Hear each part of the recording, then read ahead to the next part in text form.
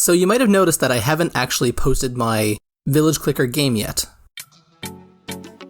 And that's still because I haven't quite figured out the name. That's literally what it is. I need to find the right name, and then I'll have the game posted, and you can all enjoy. Or somebody can enjoy. Maybe not you, but somebody. So this week I decided to work on a little prototype because I'd played Terraria recently. And the worms that pop out of the ground, they sparked an idea in my head that I think I want to explore, and so I'm starting this game with some pretty basic survival mechanics with food, water, and resources and tools and things like that, where you'll have to deal with and survive against a giant worm character. But before we get into the video, my name is Helper Wesley, I've made these games, and I make weekly devlogs. I started like I usually do with these prototypes, where I just throw a bunch of squares up on the screen and figure out what I'm going to do later. Starting with the worm character, because I feel like that would be pretty important for a game where the only enemy is a giant worm. Started out with just 3 links, but by the time I was done I had 5, because I wanted the worm to be this rather large character. So you've got the head moving at a set speed towards the player, but then the rest of the body kind of follows behind that, each one having a force applied to it based on the distance it is away from its next body part. And the way the head works is that the direction it's going and the force that's being applied to it is based off of an object variable within the worm. And so if the worm's head is above ground, it subtracts from that object variable, and if the worm's head is below ground, it adds to it. So while it's above ground, it's kind of losing momentum, and when it's below ground, it's gaining it back up again. So you get that upwards and downwards motion. The moving horizontally is controlled by where the player is. So when the worm is underground, it has a force applied to it that takes it towards the player, so that when it pops out, it's going in that direction already. So it looks like the worm is trying to chase after you. Which it is, but that's what I'm trying to achieve. Just to get some basic combat mechanics working, I created a spear out of this block, and then created a health bar for the boss, and set up the event so that when the spear hits the boss loses health. The spear was pretty simple to set up. It just has a few different states that it can be in, being held, being thrown, and then being landed into the wall. So when it's being held, its position is at the character, and then when it's being thrown, that's when its collision can happen with the worm so that the worm takes damage. And then when it's in the wall, all forces that were applied to the spear are stopped. When I got to this point, I decided I was actually pretty happy with how things were turning out, so I decided to go look for some free art packs to use for this project. And since I couldn't find anything that had both an ice planet theme and a giant worm and a character and a spear, since I couldn't find exactly what I needed, I decided I would just go to lowspec.com and find a color palette and use that to make my own. I found this art palette called Cold War 8, and it's very simple and it only has 8 colors in it, but I saw the potential in it to be used for my game, because it's all I really needed was the cold colors and then the warm colors to create that contrast. And so I started with the icicles to hang from the ceiling, as well as a very simple rock background. And this was so that the bright colors of the ice and the snow would be contrasted against the dark browns and blacks. I was trying to get some kind of lighting effect that I could use in-game, where the light would both highlight and silhouette the characters, but also apply a bit of the color of that light onto the characters.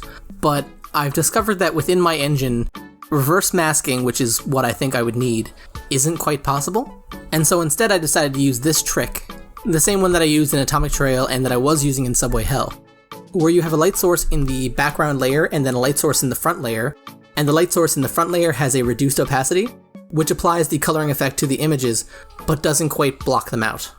And it's not great, but I will play with that later. I use some layering effects on the base layer of the game, specifically the nighttime effect and the brightness effect, so that I could work on a day-night cycle for the game. I don't want it to be so dark that you can't see anything outside of the light source, but I do want it to be dark enough that you're not entirely sure what you're seeing, because I think that's a cool mechanic in video games. Now that I had some of the basic mechanics figured out, I went off to make the art to get that out of the way so that I could see what the game was going to look like when it was totally finished. And this is where that color palette really started to shine. I'm really happy with it, honestly, because for the snow and icicles, I'm basically just putting down circles and triangles and then placing them over on top of each other, and then applying some shading, and they're done.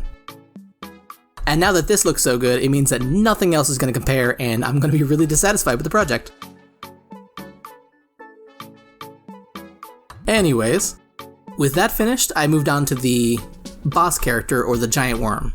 After making Asteroid Drop and having the issue of people not understanding that the worm was dangerous, I decided to give this worm spikes, to make people immediately aware of the fact that the worm is something that you should avoid, even though this is a giant worm and people should really understand that, but just in case.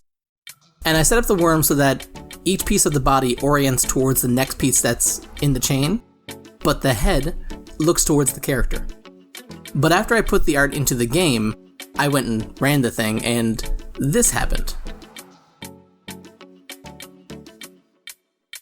After wrangling the new worm to the ground, I realized that I had put in an extra 0 into the forces when I was changing them to match the new size of the worm. So that was a quick fix. And then after drawing the spear, this is how everything looks. What's really missing though from this setup is that I don't really have a main character picked out yet. I have a story kind of forming in the back of my head, but I wanted to make the character something that was cute and approachable, but also something that looks like it could handle the weather, and something simple enough that I could draw and animate it myself without having to go find an artist. So I went through a bunch of designs, like this, and this, and this, and I got pretty far into this one, but decided against it. And then this, and this, and this, and eventually ended up with this one, which is really cute, but doesn't really work for what I wanted to do.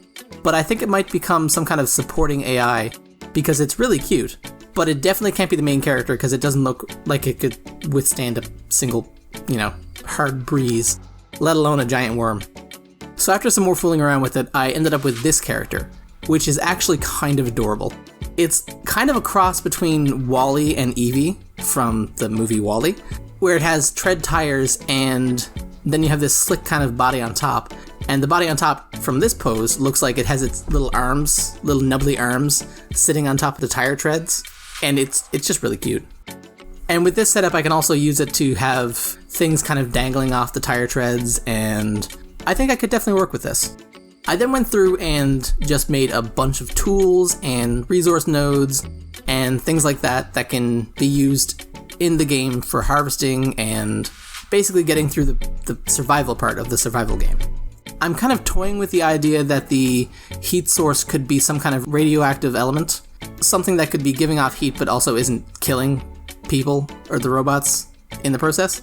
I don't know. I might just switch that over to a torch and just keep things simple.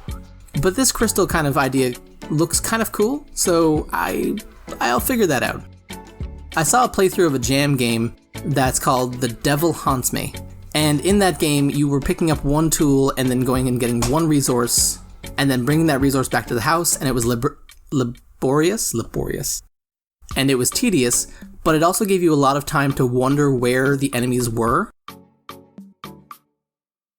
Off camera, I was dealing with some lag issues and some optimization issues, and the suggestion that was made to me by the GDevelop Discord, some lovely people over there, was to use the new tile map system. And I'd never done that before, so rather than jumping right into that, I decided to put the project on hold for this week and get back to that in the next video. I'm interested in using Tiled because looking at some of the other games that were made with it, it doesn't seem like it's just a simple toy to play with. It seems like it'll be a pretty useful tool to use in the future. So you can expect that in the next video I'll be playing with that and further developing the mechanics of this game. If you like this video, maybe click on that subscribe button. And if you wanted to talk to me personally, the link to our Discord is down below. It's called the Game Dev Fireside, and it's a pretty chill place to hang out and talk game dev. And if you decide to click on that link, then I'll see you there.